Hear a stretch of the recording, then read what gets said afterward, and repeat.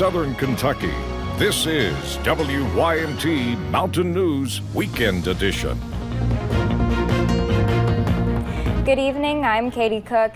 New tonight, a woman reported missing from Harlan County has been found safe. A trooper from Kentucky State Police Post 10 says LaQuisha Estes was found in Boonville, Kentucky. State troopers there were able to contact her and then relay the information of her whereabouts to officials at Post 10. Estes was reported missing last week. Now we have more information about this story on our website, WYMT.com. Experts say extensive testing, social distancing, and contact tracing are essential for safely reopening the nation's economy. With unemployment levels close to 15% and rising, members of the Trump administration are looking at more ways to intervene. CBS News correspondent Nicole Killian has the latest from the White House.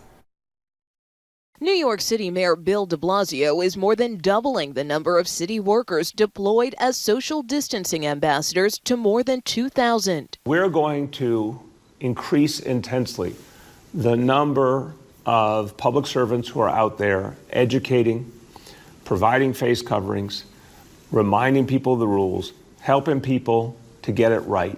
Illinois Governor J.B. Pritzker says his state could have what he calls a massive contact tracing effort up and running in the next few weeks. In order to reopen businesses, in order for people to feel confident, we have to make sure that we're constantly growing those efforts. Even with states working on reopening plans, White House economic advisor Kevin Hassett says by June, unemployment could reach 20%, levels not seen since the Great Depression. We understand why the economy is slowing down, and we expect that we can reverse it.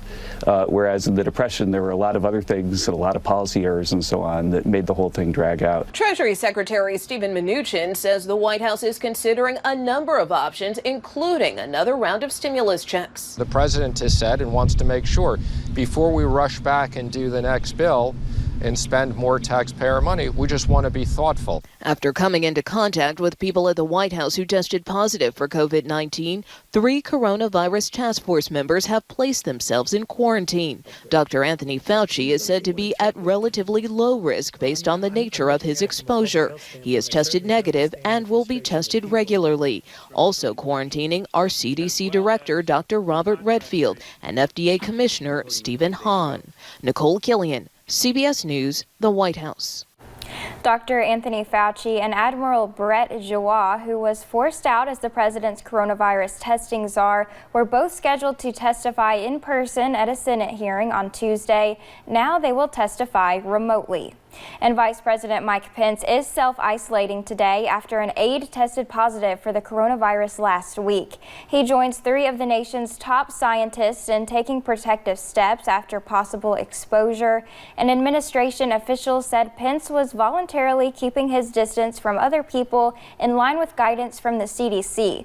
Pence has repeatedly tested negative for COVID-19 since his exposure, and Pence has led the White House Coronavirus Task Force for more than 2 months.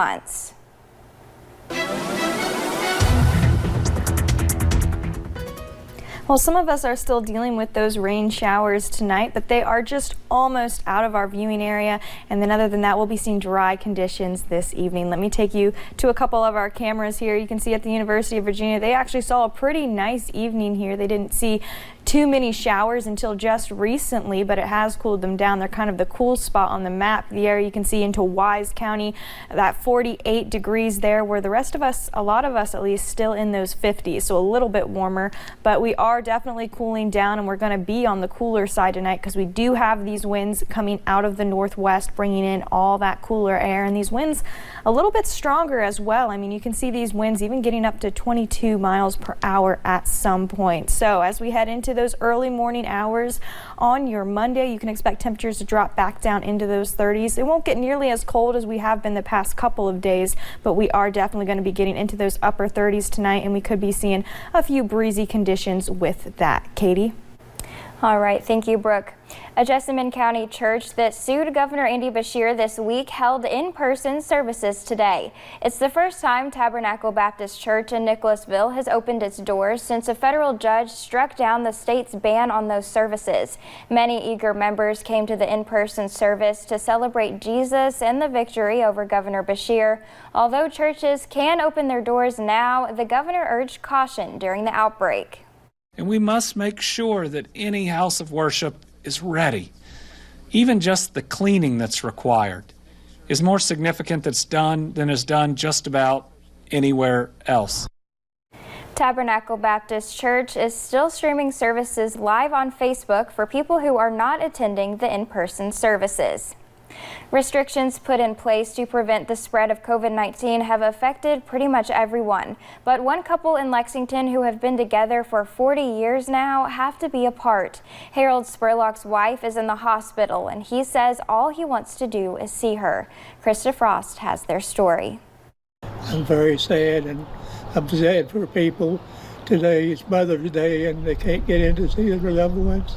Harold Spurlock is just one of thousands who can't see someone they love in the hospital because of COVID-19. I've been over there twice. I might have even offered going on my pride to let me, but that didn't work either. For Spurlock, it's his wife, Carol, at St. Joseph's Hospital. I asked her if she wanted to go to the boat show, and she said she'd never been to a boat show. Been together ever since. That was about 40 years ago. In that time, the two have loved, traveled, and beat the odds of illnesses like cancer and West Nile virus. Which was very unusual at the time, and they had a really hard time finding out what it was, because nobody had ever seen much of it. But it was at the beginning of May. Carol had what doctors thought was a seizure. Then they discovered that there was something else, and I think they finally decided that it was a stroke. It's now been well over a week since he's seen Carol. Yesterday, we asked Governor Beshear and Dr. Stephen Stack when Harold would be able to see her again. We never wanted to separate people from their loved ones. It was all a safety measure, but it'll change Wednesday. But until this Wednesday, there's a message he wants Carol to see. I miss you, and you're breaking my heart. In Lexington, Krista Frost, WKYT. Dr. Stephen Stack says restrictions from state officials will change Wednesday to allow one visitor per patient. However, hospitals and healthcare facilities are able to continue to limit contact with patients. Well, this Mother's Day might not be like those in previous years due to the coronavirus pandemic. Manchester Baptist Church in Clay County held a drive-in Mother's Day service to help honor the moms in our lives. Cars lined up 6 feet apart, and people were able to crack their windows to be able to hear the sermon. Even though churches are technically allowed to hold in-person services again, they thought it would be best to hold a drive-in service to celebrate the holiday. Really the best we can do right now, because things have changed so quickly. We just weren't ready to reopen and have services in the church building this morning. The church usually gives out flowers to the oldest mom, the youngest mom, and the mom with the most children with her. But this year they decided to give flowers to every mom as a thank you. The church will hold drive-in services through May and will hold in-person services during the last 2 Sundays of June. The Kentucky football team received a major commitment earlier today. Wide receiver Dekel Crowdis announced his decision on Twitter and picked the Cats over Louisville, Texas, Michigan, and others. The Lexington native plays football at Frederick Douglass High School. 24/7 Sports ranks Crowdis a 4-star recruit and the 3rd best player in Kentucky. Crowdis is the highest rated wide receiver Mark Stoops has landed since becoming the coach at Kentucky. And former U-Pike women's basketball coach Joanna McNamee is making some waves in the ACC as the Boston College women's basketball head coach. The team was hoping for an NCAA tournament bid, but those dreams were halted due to COVID-19. But McNamee's hard work hasn't gone unnoticed. WYMT's Camille Gear explains. Every possession counts right now. You got it? Head coach is a title Joanna McNamee is used to. Every stop I've made has helped my career, and my time at Pikeville really allowed me to explore and develop my coaching style as a head coach, because it had been many years since I had been a head coach before that job.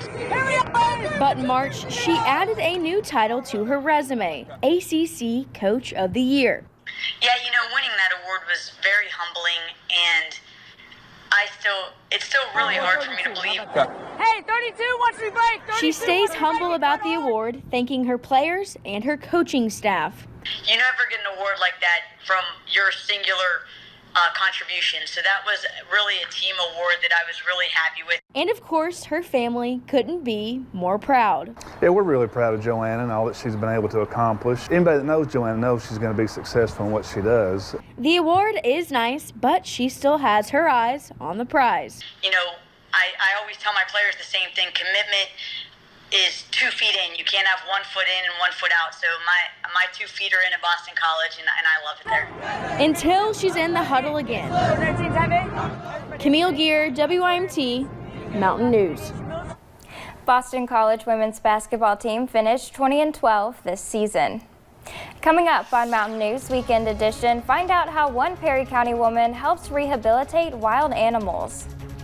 And we are in for another chilly night. I'll let you know how cold we will get coming up.